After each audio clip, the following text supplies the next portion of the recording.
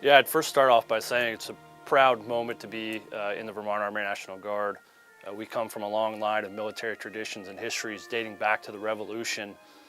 So I was on a project here on Camp Johnson, and I was in one of our overflow buildings when I found this trapper keeper or binder full of information on the first Vermonter killed during World War I. When I opened that binder and saw the picture of Corporal Lord, I knew that was a special moment, and our opportunity as a state and an organization to memorialize someone that meant so much to his family and obviously meant so much to the state. He was the first killed, and it's our job to honor him at this ceremony in April.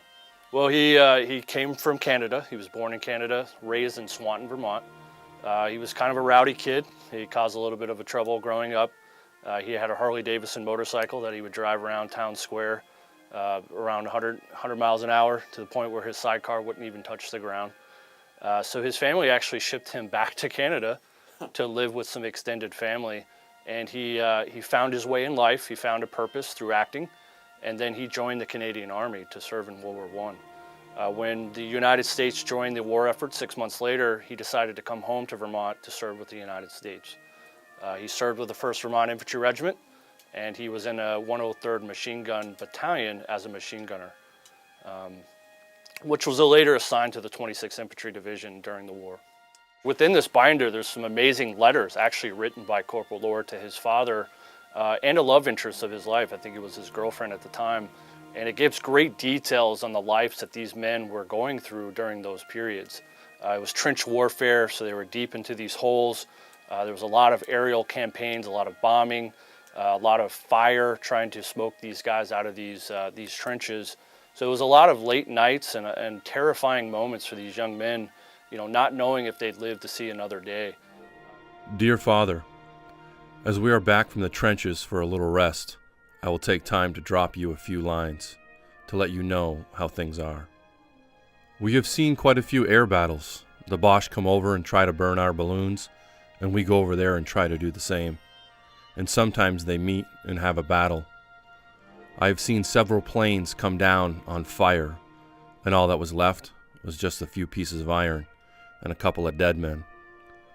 All that I have seen were Boche planes, and I hope they get them all before long. From your son, Corporal Leonard Lord, Company B, 103rd Machine Gun Battalion.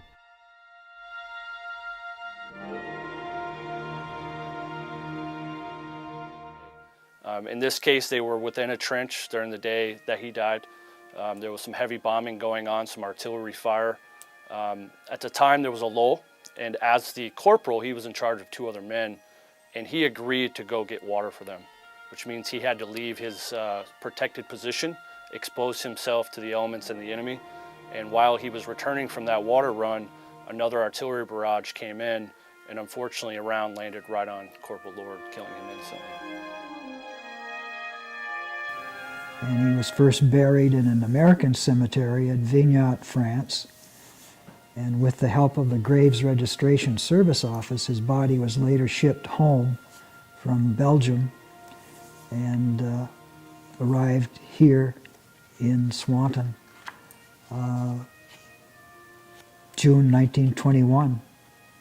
And then he was buried again at Riverside Cemetery, which is just out of town here on your way to West Swanton.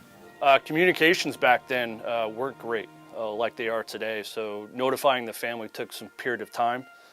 There were some letters written from Corporal Lord's platoon commander to his father informing him of how he died, when he died, and obviously how much he meant to the company that he served in, as well as he wrote to his girlfriend.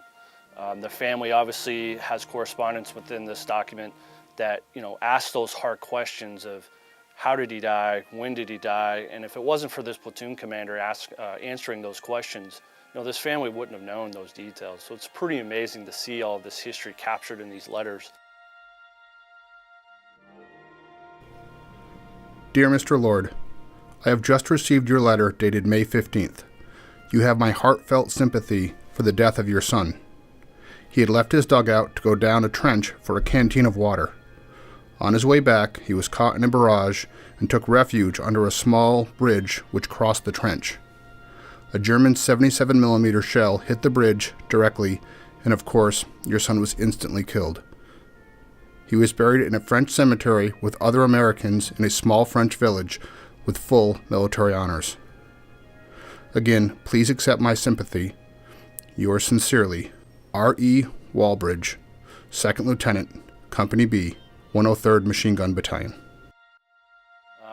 In this case, the family did finally receive a Western Union telegram informing them that he was no longer coming home. And at the time here in Vermont, no one knew if in fact he was the first Vermonter killed.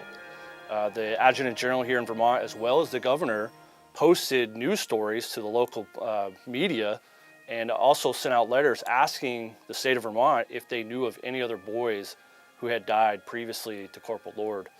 They weren't sure if he was the first. It took a couple months to verify that, and then they determined that he in fact was the first Vermonter killed. We believe the family obviously kept these documents over many years. They essentially dedicated them to the Vermont Guard to essentially capture that history of the first Vermonter. And in this case, they were used within the museum and stored in this overflow facility.